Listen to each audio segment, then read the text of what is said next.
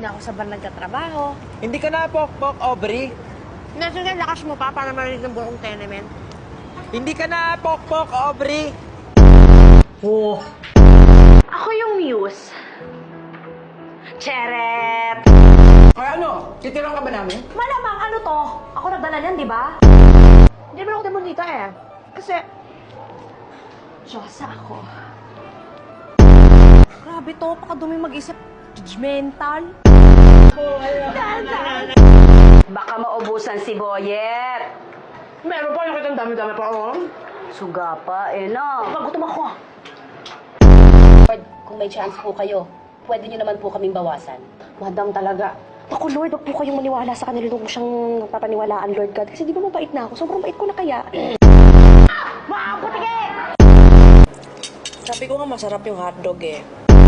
Ang nanay, sila yung ilaw ng tahanan. Parang ako, di ba nagbibigay ako ng liwanag sa buhay mo? Hoy! Ikaw, hindi porket namatayan ka, akala mo sasunduin kita. FYI, kahit ikaw pa yung mamatay, ayoko pa rin sa'yo.